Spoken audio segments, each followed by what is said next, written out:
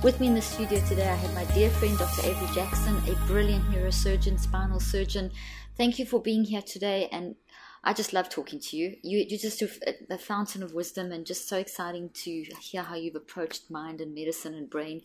Tell us a little bit more about you. Thank you kindly for having me. So I'm honored. I'm a neurosurgeon and board-certified neurosurgeon with specialty training in complex spine. My training, though, was at a couple of level 1 trauma centers. So initially undergrad, University of Chicago, and then where I did some research as well, and then Wayne State for my medical school. And so rotations were done in trauma and in emergency room then. And then from there, Northwestern, I had ER rotation and general surgery rotation. So Wow. We saw trauma there. And then at Penn State Level 1 Trauma Center, right in the kind of the center of the state of Pennsylvania. So we actually had 4 helicopters supply our hospital. Wow. So since we were the regional Level 1 Trauma Center, we saw a lot of brain injury. And then complex spine at the Medical College of Wisconsin, Milwaukee. So we saw a lot of spine injuries there. Wow. And now currently I'm in private practice in a community hospital in Michigan. That's amazing. And you see kinds of things that you're working mainly on spine and Right. osteoporosis. And You do a lot of osteoporosis and a lot of that, yes. That's incredible. And I've watched you do brain surgery, and it was amazing. I was fascinated with how you managed the whole process and the whole situation. Thank You and I have had a lot of discussions, and are going to have a lot more on this podcast and on TV. But I want you to talk today, Avery, about something that you and I both get asked a lot about, and that's traumatic brain injury and chronic traumatic encephalopathy. So TBI, CTE, what is the difference? How does it work? What can we do? We get so many questions about that. So can you help us? Let's talk about maybe a simple definition of each, how they're different. So TBI, or traumatic brain injury, usually occurs as a cause, or is caused by high speed acceleration, deceleration. So that could be a car accident, that could be a fall, that can be a missile injury, but usually it's the former versus the latter. Whereas CTE, or chronic traumatic encephalopathy, is usually, we see those in repetitive injuries over time. So we see those in boxers, football players, and others, where they're going to have deceleration and acceleration injuries to the brain over time. And we know that one of the biggest discerning factors between the two is with traumatic brain injury. It's usually an acute presentation. We know the onset of incidents. We know that when they present, there's major neurologic derangement. And then from there are sequelae afterwards. And those sequelae are usually loss of prefrontal and frontal lobe function. So people will tend to, if they survive, the ones who survive, and depending upon functionality, I know that you've done a lot of work in this area, but just in terms of definitions, those people go on to have the basics, which would be headache and mood issues, memory issues, and so that's in the traumatic brain injury. In the CTE population, we noted this discussion around the NFL, the National Football League in particular. Very current hot topic. Yes, super hot topic. And Dr. Amalu was the pathologist who really coined CTE. He was a pathologist, neuropathologist. And he saw that there were people in Pittsburgh in particular, players, professional football players, who would have these, they would just snap, and there would be domestic violence, there'd be suicide, and there was a pattern that continued to occur.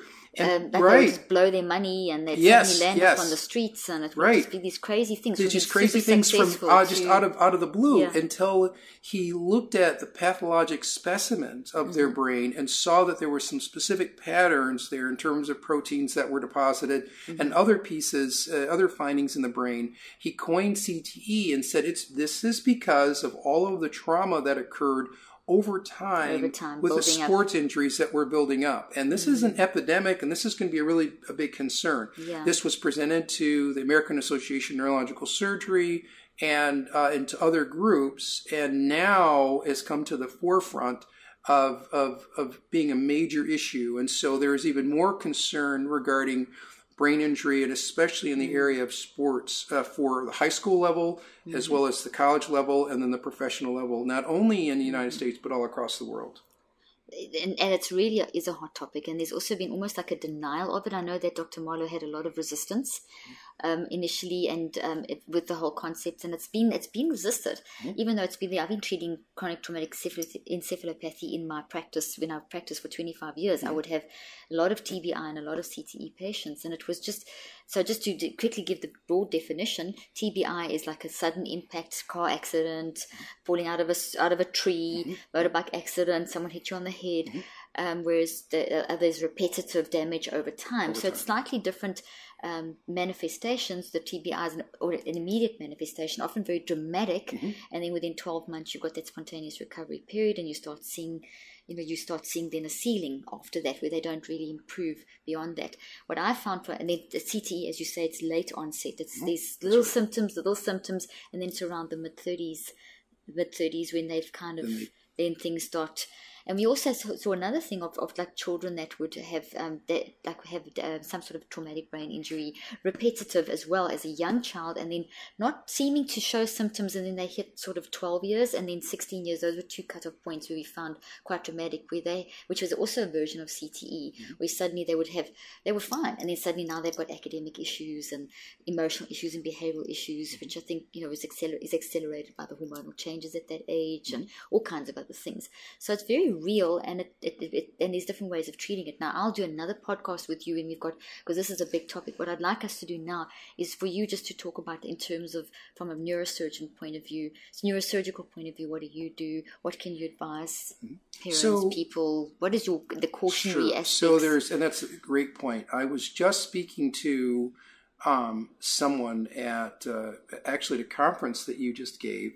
And they approached me, and they were really high functioning before a car accident, and then after the car accident, they had some major head injury. They noted that their ability to process information was slower, and that was very frustrating to them. Yes. They also noted that they had some pain in certain areas of the head, and they asked about that as well. So regarding the processing piece, obviously I refer them to your 5-step process and to your books, not only the Perfect You, but also to your Switch on My Brain. Switch on Your Brain, Yep. and then the Switch on Your Brain 5-step learning and process. The 5-step learning which process. all grew out of my initial research and therapeutic training from working with traumatic brain injury. Right. People learn, because learning disabilities show similar symptoms with the memory and the processing, and one of the key things about the traumatic brain injury that I noticed was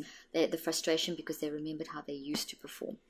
And how they used to function, and the terrible frustration. So I would often redirect my patients to actually, let's find a new profession. So I would have like the CEOs of companies go back into engineering, which was their first degree, which is funny. They'd sort of moved out of it, and then they'd gone back into it. Others I had one patient that actually then ended up not being able to finish school because it happened in 12th grade, and then started this training, did finish school, and then went on to get 3 degrees and become one of South Africa's top criminologists. Wow. So there's such hope. That's what I want to put out there, because so many people aren't filled with as much hope. That's a very bleak picture that's painted for CTE and TBI. Because I think, Irvin, you can speak to this as a medical practitioner, there's a limited amount of involvement that the neurosurgeon, and maybe the neurologist gets involved, maybe your PCP gets involved with basic management, but it's very much on the physical side. Yeah. But all the other, the family support, the impact on the emotions, that's not often dealt with. And yes, there are centres now that give CHI support, because they call it closed head injury, what used to be called closed head injury, TBI support centres, where they work on family support and all that kind of stuff. But there's a bigger picture that I think has been missed, and it needs to be brought back again. That's right. You're right. And one of the things we talked about too, again, understanding that we're a 3-part being. So we're a spirit, we have a soul, which is the mind, will, and emotion, and we live in a body. And I think of the body as being the brain and the rest of the body, so it's kind of the earth suit. And so when the earth suit is damaged, the end organ is damaged, but the mind is good and intact. As you've mentioned, we're functioning at quantum speeds, and there's neuroplasticity, which is a whole science in neurogenesis. And so then when your spirit is strong and your mind is strong, you can redirect and reroute a lot of the neuroactivity that occurs, and you can still triumph. And that's what all of your techniques that people have learned, that's one of the benefits of it. And so with this specific individual that I talked to at your conference recently, one of the other issues is that she was frustrated because she was focused on the fact that she's not functioning, just like you said, where she used to be. And then I said, well, why don't you think about the good things and focus on the good things as you work through this, so that you don't develop this loop recording toxic thoughts, right? So I said, you can think about frustration will block her progression. And block her progression, right? Because that's going to affect your thalamus and then the emotions, and then now you're going to have neurotransmitters. Another physical problem on top of the already existing physical problem. Right. And so I said, well, think about all the good things. First of all, you can think about the fact that you've made it. You're walking, right? You have so much to be thankful for, and you're identifying the problem, and that you're doing something about it. So focus on the other things. Focus on what the Word says, God's Word says about you, and how wonderfully made you are. Yeah. And you have, as you always say, that you've often said, that we have love, power, and a sound mind when you're quoting Scripture. And so focus on those pieces and work through this with that practical 21-day and 5-step learning process. And so she did. She was very satisfied with it. That's wonderful. So the thing is that there's hope. One can change that. And, talking about the neuroplasticity and the neurogenesis of the brain, every day we've got thousands of new cells that are being born into our brain as we wake up every morning, and it's to engage those. And if we toxic and we are not optimistic. I mean, you speak often about the optimism and impact on the brain. You and I love that particular conversation. So, that the research has also shown that optimism engages the newly born nerve cells. So it facilitates, because those newly born nerve cells have to be stimulated to be wound into the networks of the mind. So it's like God has designed us to get new brain substance daily, but we have to think in the right way to engage. Otherwise, they actually